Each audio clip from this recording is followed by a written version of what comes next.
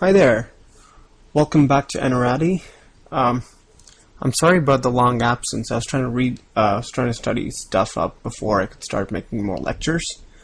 Well, it's great to have you back, and we're discussing about common source amplifiers. And I thought of another thing to do before I start off with any lecture. I thought of, suppose I'm making a lecture. I want to list a few lectures that would be useful to watch before continuing on the present lecture. So for this lecture, it would be amazing if you could go back and watch videos on common source amplifiers. I think we have 4 or 5 videos on them. It would be really helpful if you're thorough with those, and also the video on small signal models. It would be really helpful if you could do that.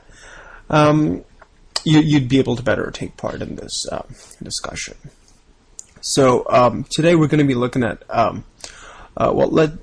just to jog your memory, this is what the common source amplifier looks like, and this is the drain resistance, and this is the general topology. And we derive the gain of this device as GM times RD. Okay? Since the derivation of this gain, every other lecture we've been concentrating on how we can increase the voltage gain of this device. And because GM remains constant for a given device, all that we can change is the RD. So if we're able to increase RD by a suitable method, or technically correct method, you could really get a good gain and be happy about it. So we did investigate a few devices. The previous lecture included one where we investigated a pure current source as the load. The RD is called the load of this common source amplifier. Okay, there's a V out here. So we did investigate this current source because current sources have infinite resistance, but we said infinite resistance cannot be included because the MOSFET then uses only its intrinsic resistance and gives us an intrinsic gain. So we're continuing on that investigation, trying to find devices which can give us really good RDs. So we come across a new device today called a diode-connected-transistor. Now, one more thing before we continue on our discussion with the diode-connected transistors. When you're talking theoretically, RD is fine. This RD is fine. But when you talk in terms of real practical fabrication on the silicon chips, what happens is when you include a discrete resistor into a integrated chip, it's not very advisable to do that. The reason is because discrete resistors use lots of space. And they also have a problem of heating. The reason is if you have a resistor and you have current flowing through it, you're going to have heat dissipation.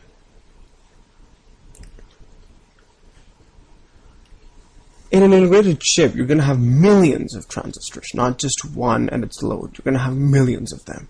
So if one causes heat and occupies space, think of all the millions of transistors that are going to integrate together and cause hell breaks loose if you do such things.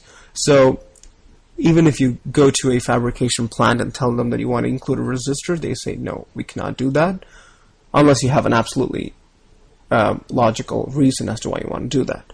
So we try to find other devices that are not as problematic to integrate to behave as resistors. And in that process, we come across the diode-connected transistor. What happens in the diode-connected transistor is the gate and the drain are shorted together. This is the gate, and this is the drain, and this is the source. The source remains the way it is, but the gate and the drain are shorted. In the process, what happens is your 3-terminal device becomes a 2-terminal device, and the channel resistance is the only resistance available. Okay, so we do have a resistor here, right? There is a channel in between the drain and the source, which has a resistance of R0, correct? And that R0 can be used as the load of this transistor, thereby giving us some kind of RD and something to work with for the gain. Now, I will make a separate lecture about diode-connected transistor in itself, but for now, just understand that since the gate and the drain are shorted, the diode-connected transistor is always in saturation. Okay? Just remember this one. And I will make a separate lecture with short equations showing why this happens. Okay? So let's use a diode-connected transistor. And let's build the small signal model for it. As I told you before, if you could watch the small signal model lecture before this one, it would be really helpful. So let's build the small signal model for this one. Plus and minus V1.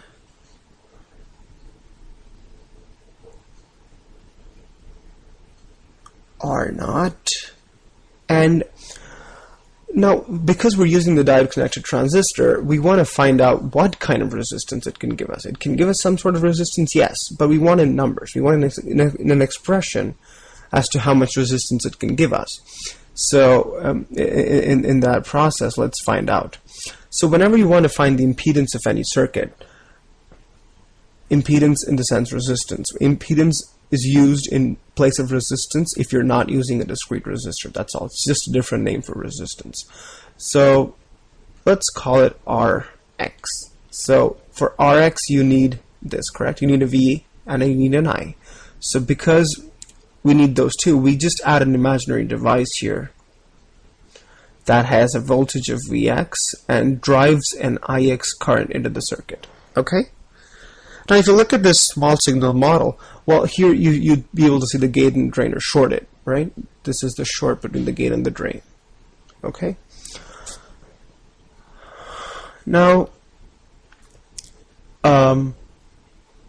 so because these are all parallel connections, V1 can be said as equal to Vx.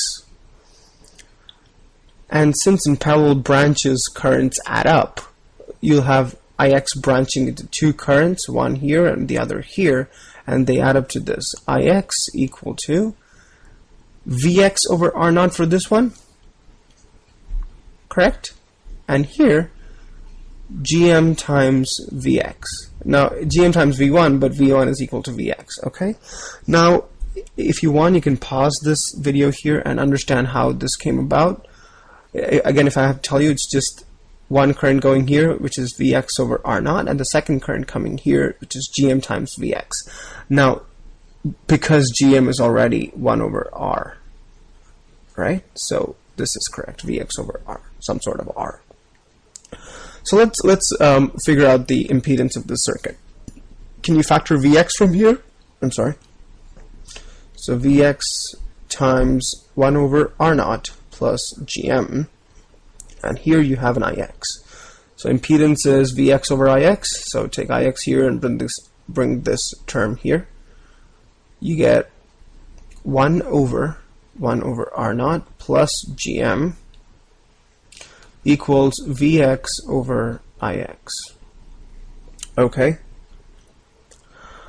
Now, let me put a little box here in a different color, and let's talk about parallel resistances. So this is one resistance, and this is the second resistance, R1 and R2. So what is the total resistance of this in parallel? So let's call it Rp equals 1 over R1 plus 1 over R2. 1 over Rp equals 1 over R1 plus 1 over R2. Right? So Rp equals 1 over R1 plus 1 over R2. Well, I did this just to show you that these two resistances are connected in parallel. Why? Because Gm itself is equal to 1 over R, correct? So suppose there's a 1 over R here. It is absolutely similar to this equation here, right? So this can be called as RO being parallel to 1 over GM, correct? If GM, if you put a 1 over this thing here, it'll show you an R, correct? So that is a resistance. So RO is parallel to 1 over GM. And that is the impedance given to us by a diode-connected transistor. Okay, so from our equation of gain, AV equals minus GM times RD. So RD is now minus GM times RO parallel with 1 over GM. Now here you have to understand that this is the GM of the, let's call it GM1 and GM2, RO2. The reason is, in a common source amplifier, V out, and this is the gate connected to the drain. Instead of the resistance, we're using a diode-connected transistor now. So let's call this M2 transistor 2 and M1 is transistor 1. Okay, so the GM in the equation of gain here is always that of the input transistor. Please remember this this idea. All right, GM is always the GM of the input transistor, and RD is always the resistance of anything that's connected over it. Okay, so here we have RO2 parallel with 1 over GM2. One more thing that can be said here is RO is much greater than 1 over GM. So when a number that's much greater than another number and they're both in parallel, what happens is when you solve for it, this gets neglected. This is too big of a number, so it can be neglected. So the effective resistance is just 1 over GM. So your gain equation now becomes this. That's all there is to it.